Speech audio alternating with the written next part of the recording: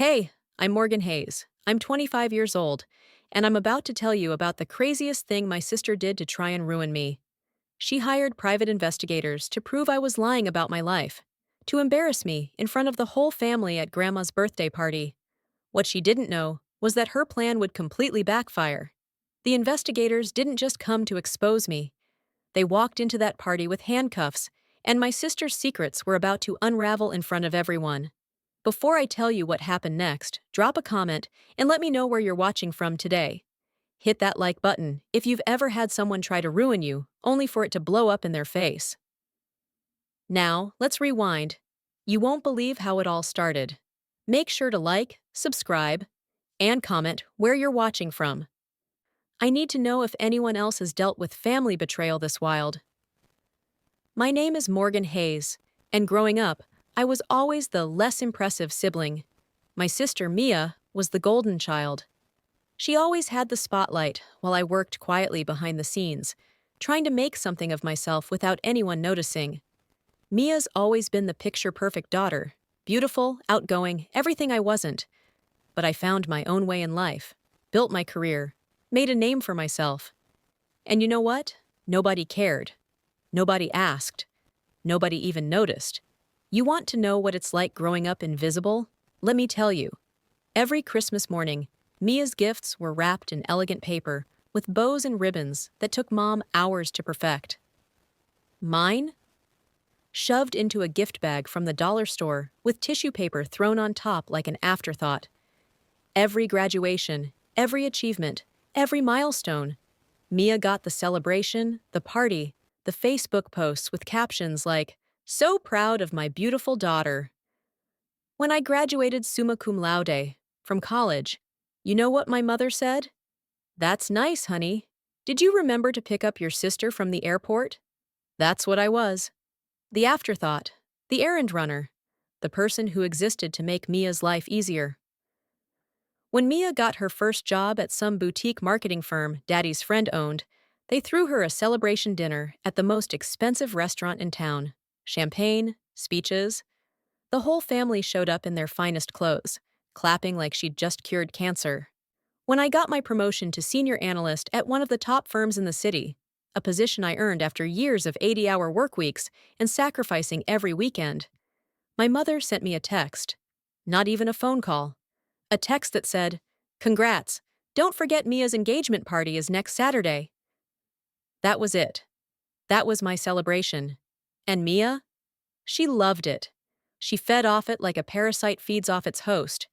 Every time I walked into a room, she'd find a way to make herself bigger and me smaller. I'd mention a project I was working on, and she'd interrupt with some story about her latest Instagram campaign or the celebrity she supposedly met at a networking event. She never asked about my life, never showed interest, never pretended to care. Because to Mia, I wasn't a sister, I was competition. And in her eyes, competition that didn't matter because she'd already won. But here's the thing about people like Mia, people who've never had to fight for anything, who've had everything handed to them on a silver platter their entire lives. They don't know what real work looks like. They don't understand what it means to build something from nothing. And they absolutely cannot stand it when someone they've always looked down on starts succeeding without their permission. That's where the jealousy started. See, I didn't need their approval anymore. I didn't need their validation. I built my career. I bought my own apartment in the city. I traveled to places they'd only seen in magazines. And I did it all without asking for a single thing from them. That drove Mia crazy. Absolutely insane. Because how dare I? The invisible one, the overlooked one, the one who was supposed to stay in the background forever. How dare I actually succeed? It started small.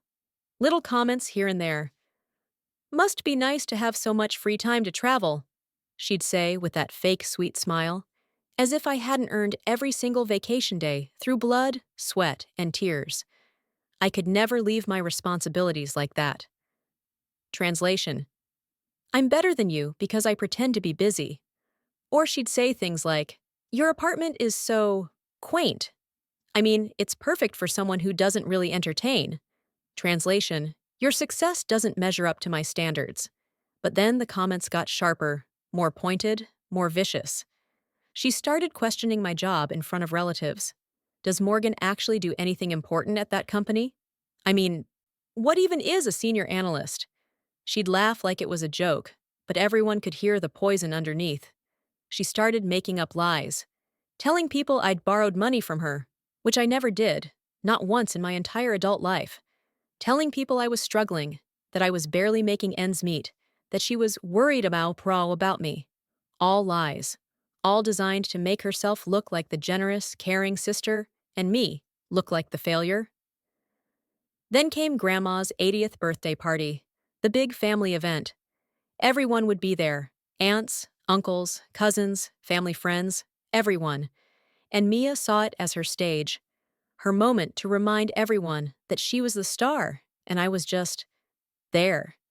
She'd been planning her outfit for months, talking about the speech she was going to give, making sure everyone knew she'd organized the whole thing, even though I'd actually been the one coordinating with the venue and handling the deposits, because, of course, someone had to do the actual work. It was the night before the party when Mia pulled me aside. We were at Mom and Dad's house, supposedly helping with preparations. But Mia had that look in her eyes, that cold, calculating look she gets when she's about to go for the kill. She cornered me in the hallway, away from everyone else, and she leaned in close, her voice dripping with false concern. "You're still pretending to be something you're not," she said, her smile never reaching her eyes. "You'll get exposed tomorrow." She looked at me, smug, as if she had already won, as if she held all the cards, and I was just a fool playing a game I didn't understand. "Everyone's going to see the truth about you, Morgan. Everyone's going to see what a fraud you really are." I remember my stomach dropping. Not because I was afraid of being exposed, I had nothing to hide, but because I realized in that moment just how far her hatred had grown. This wasn't sibling rivalry anymore. This was malice. This was someone who wanted to destroy me just to make herself feel superior. And the worst part? I knew our parents would let it happen. They'd stand by and watch while their golden child tore me apart, and they'd probably applaud her for it. I didn't sleep that night. I kept replaying her words, trying to figure out what she meant. What truth? What fraud? I'd never lied about my life. I'd never exaggerated my accomplishments. If anything, I'd downplayed them to avoid making waves. So what did she think she had on me? What could she possibly use to humiliate me in front of the entire family? The party started at 2 in the afternoon. Grandma's house was decorated beautifully: white and gold balloons, a massive cake, tables loaded with food. Everyone was dressed up, laughing, taking pictures. Mia was in her element, floating from group to group in her designer dress, making sure everyone saw her, noticed her, admired her. I stayed near the back, talking to a few cousins, trying to blend into the background like I always did. But I could feel it. That tension in the air. That sense that something was about to happen. And Mia kept glancing at me with that same smug smile, like she was counting down to a bomb going off. Then, about an hour into the party, she stood up to give her speech. Everyone gathered around, glasses raised, ready to toast Grandma. And Mia started off sweet, talking about family, about love, about how important it is to always be honest with the people you care about. But then her eyes landed on me, and her tone shifted. "You know, Grandma always taught us to value hard work and integrity," Mia said, her voice sugary but venomous. "She taught us never to lie about who we are or what we've accomplished." She paused, letting the words sink in, and I saw several relatives glance in my direction. Some people build their lives on truth. Others build them on stories. My heart was pounding. My hands were shaking. Everyone was looking at me now. Whispers started rippling through the crowd, and Mia just stood there, basking in the moment, waiting for her big reveal. "That's why I wanted to make sure," she continued, pulling out her phone like she was about to show proof of some terrible crime, "that we all know the truth about." And that's when the doorbell rang. Not a polite little chime, a loud, insistent ringing that cut through the entire party. Everyone froze. Mia's face flickered with confusion, then annoyance. This wasn't part of her plan. Someone was interrupting her moment. Dad went to answer the door, and I heard voices. Deep, serious voices that didn't belong at a birthday party. And then Dad walked back into the living room, his face pale, followed by two men in dark suits. Behind them, two uniformed police officers. Everyone went silent. Dead silent. "You could have heard a pin drop." "We're looking for Mia Hayes," one of the men said, holding up a badge. "Private investigator." The other man did the same, and behind them, the officers stood with their hands resting on their belts, ready. Mia's face went white. Actually white, like all the blood drained out of her in an instant. Her phone slipped from her hand and clattered onto the floor. She opened her mouth, but no sound came out. "Mia Hayes?" the investigator repeated, stepping forward. "We need to speak with you regarding fraudulent business activities, embezzlement, and identity theft." The room exploded. Gasps, shouts. Someone dropped a glass, and it shattered on the hardwood floor. Mia started shaking her head, her hands up like she could physically push the words away. "No, no, there's been a mistake," she stammered, her voice cracking. This is insane. I don't know what you're talking about." The second investigator pulled out a folder, thick with documents. "We have records of multiple fraudulent transactions made through your boutique marketing firm. Money transferred from client accounts into personal accounts under your name. Falsified invoices, forged signatures. We've been building this case for 6 months, Ms. Hayes." 6 months. They'd been investigating her for 6 months. And she had no idea, because she was too busy plotting against me to notice the walls closing in around her. Mia turned to our parents, her eyes wild with panic. "Mom! Dad! Tell them I would never." But even Mom, her biggest defender, her most loyal fan, looked horrified, betrayed. Dad's jaw was clenched so tight, I thought his teeth might crack. "The evidence is irrefutable," the first investigator said calmly, professionally, like he'd done this 1,000 times. "Your company's accountant came forward 3 months ago. We have emails, bank statements, recorded phone calls. You've stolen over $300,000 from your clients over the past 2 years. $300,000. The number hung in the air like a guillotine blade. Grandma, sitting in her chair of honor, looked like she'd aged 10 years in 10 seconds. My aunts and uncles were backing away from Mia like she was radioactive, and Mia just stood there, trapped, with nowhere to run and no way to talk herself out of this. "We also have evidence," the second investigator continued, flipping through the documents, "that you hired a separate investigative firm to conduct illegal surveillance on a family member." His eyes moved to me. "Your sister, Morgan Hayes. You paid them to follow her, hack into her personal accounts, and fabricate evidence of misconduct to use against her." And there it was. The truth Mia had been so eager to expose wasn't about me at all. It was about her. She'd hired investigators to dig up dirt on me, to find anything at all, she could use to humiliate me. But they found nothing, because there was nothing to find. So she told them to make something up, to fabricate evidence, to lie. But here's what Mia didn't know. The firm she hired, they were under investigation themselves for illegal practices. And when they got caught, they turned over every single file, every single client, every single fraudulent request, including hers. And in the process of investigating the investigators, the real investigators found all of Mia's dirty secrets: the embezzlement, the fraud, the lies she'd been building her perfect life on. Mia thought she could embarrass me in front of the entire family. She thought she could destroy my reputation, my relationships, my place in this family. But instead, she destroyed herself. And everyone was watching. Mom covered her face with her hands, sobbing. Dad looked like he wanted to disappear into the floor. Grandma just sat there, silent tears rolling down her face. And all of Mia's admirers, all the people who'd spent years telling her how wonderful she was, stared at her like she was a stranger. One of the police officers stepped forward and pulled out handcuffs. Actual handcuffs. "Mia Hayes, you're under arrest for embezzlement, fraud, and conspiracy to commit defamation." The metallic click of the cuffs closing around Mia's wrists was the loudest sound in that entire house. She was crying now, ugly, desperate crying, mascara running down her face, her perfect image crumbling in real time. "Morgan," she gasped, looking at me like I could somehow save her, like I owed her that. "Morgan, please, tell them! Tell them this is a mistake!" I didn't say a word. I just looked at her. This person who'd spent our entire lives making me feel small, worthless, invisible. This person who'd tried to destroy me just hours before, who'd stood in front of our family ready to humiliate me with lies. And now she wanted my help? I stayed silent.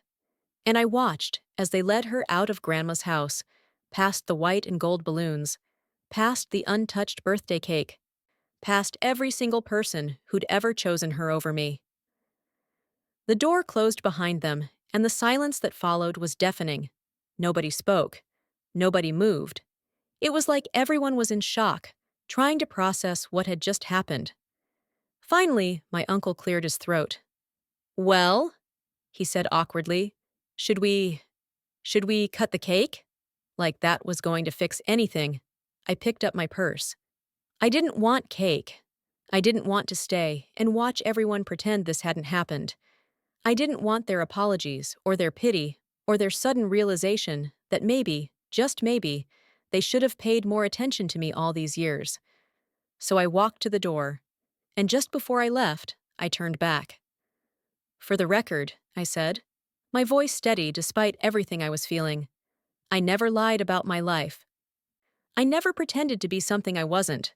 I worked for everything I have, and I never needed your approval to do it." I looked at my parents, at the relatives who'd dismissed me for years. But Mia, she built her entire life on lies, and you all believed her because it was easier than believing in me. I walked out, got in my car, drove back to my apartment in the city, and I didn't cry, I didn't scream, I didn't fall apart. Because somewhere in all that chaos, I realized something important. I'd spent so much of my life trying to prove myself to people who were never going to see me. I'd tied my worth to their recognition, their approval, their love. And it nearly broke me, but I didn't need them. I never did. I built a life I'm proud of, not for them, but for me. And Mia's betrayal, as painful as it was, showed me exactly who she'd always been. Not my sister, not my family, just someone who saw me as a threat to her fragile ego. The legal fallout took months. Mia faced criminal charges. She had to pay back every cent she'd stolen, plus penalties and legal fees that bankrupted her. She lost her job, her apartment, her perfect life. Mom and Dad hired lawyers to try to minimize the damage, but the evidence was overwhelming. She ended up with 2 years in prison and 5 years probation. Her face was all over the local news.